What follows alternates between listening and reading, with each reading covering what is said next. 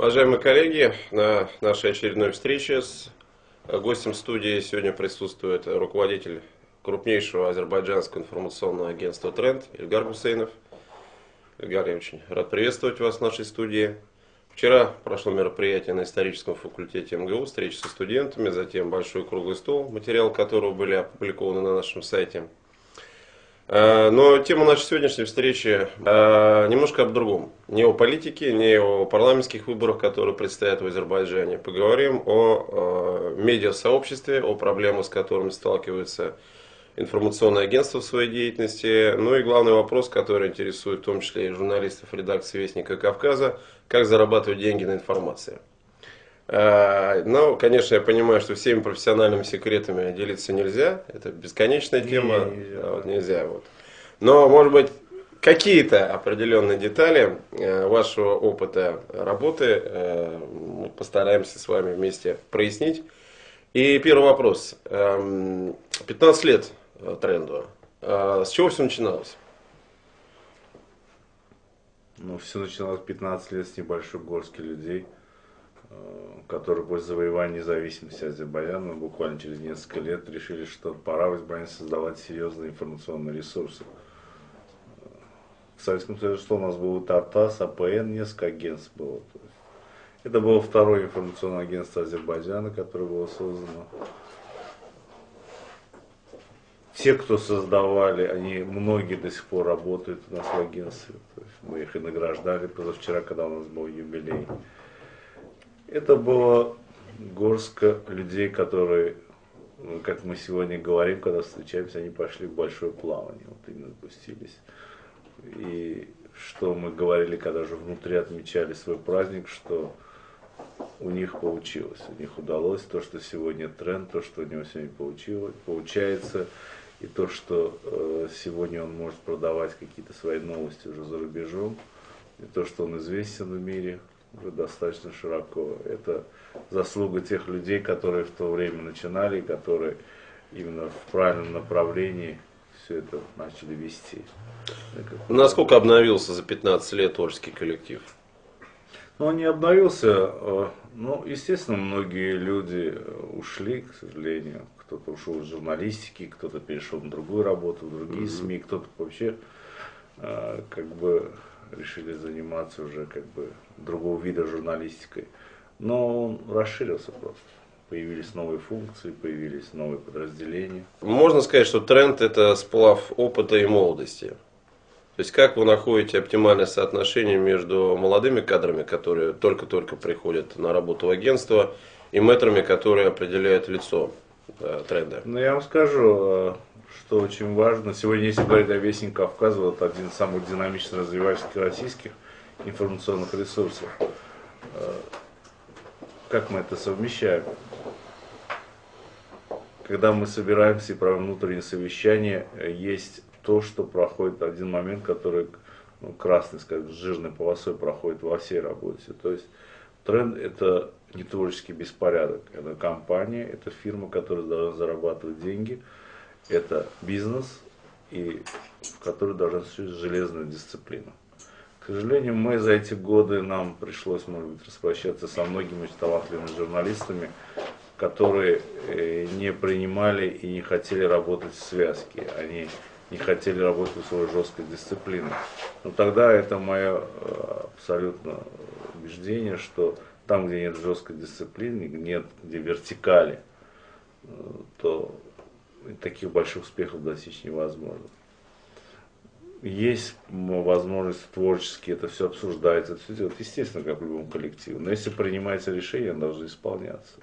И если есть руководитель редакции, руководитель подразделения, еще более высокий руководитель, есть редакционная политика, которая должна исполняться. Есть направление развития медиабизнеса, оно должно исполняться. Специфика, наверное, любого, управляющего, руководителя такой крупной компании, агентством, быть диктатором, наверное, все-таки по отношению к подчиненным, к сотрудникам своим, или, напротив, пытаться найти более мягкий, журналистский, чисто такой коллегиальный стиль общения.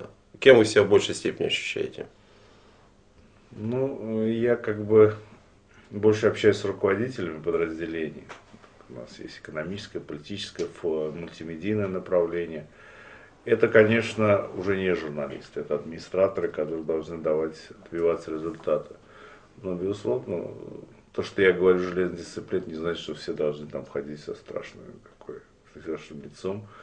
Абсолютно благожелательная атмосфера, то есть творческая атмосфера, но все знают, что должны делать. И потом я скажу, когда лет 5 назад мы пригласили западных специалистов, потому что мы поняли, что сюда должны прийти несколько иная журналистика, чтобы в мире это приняли. То есть вот система подготовки материалов, манера его написания, манера подачи, которая осталась от советской журналистики, она абсолютно неприемлема на Западе. И мы это видели. То, что писали наши журналисты, просто в переводе на английский не понимали западные коллеги.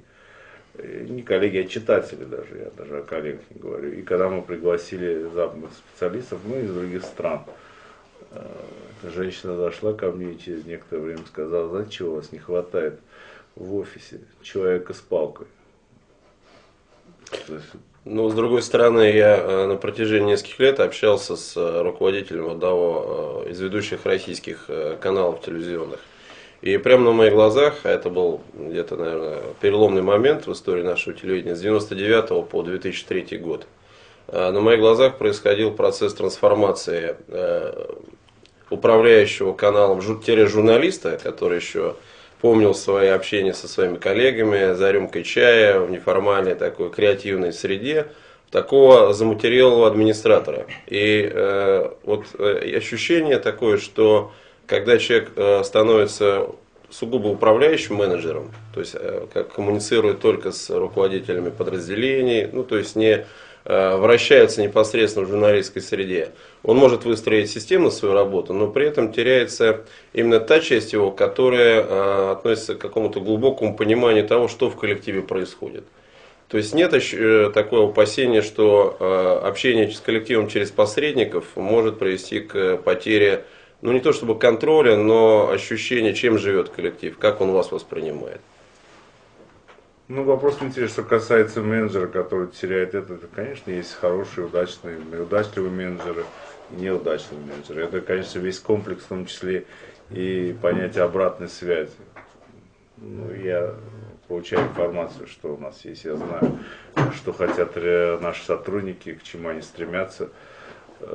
Самое главное в деле, мы знаем, вот у нас такая атмосфера, я скажу, абсолютно доброжелательная, при том, что жесткая дисциплина, абсолютно доброжелательная. Наш любой журналист должен стать, вот перед ним своей задачей, известным в международных средах экспертом в своей сфере.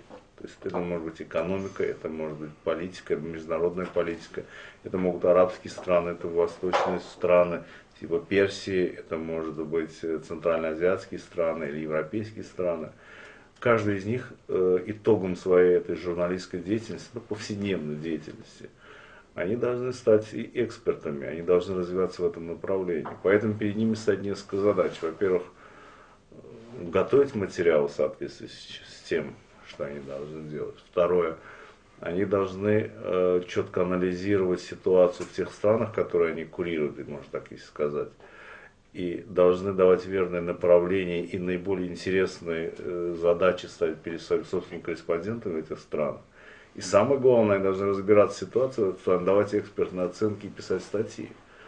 И писать статьи на языке тех стран, в какой редакции они работают. Это арабский, то ли персидский, и английский, и русский, если это касается центральноазиатских или других регионов. Задача, которую мы сегодня ставим перед собой, и постепенный набор сотрудников под это дело, это будет пока немножко смешно и не уклюже, но мы думаем, что мы это все подтянем за несколько лет, это тогда будет очень серьезный ресурс.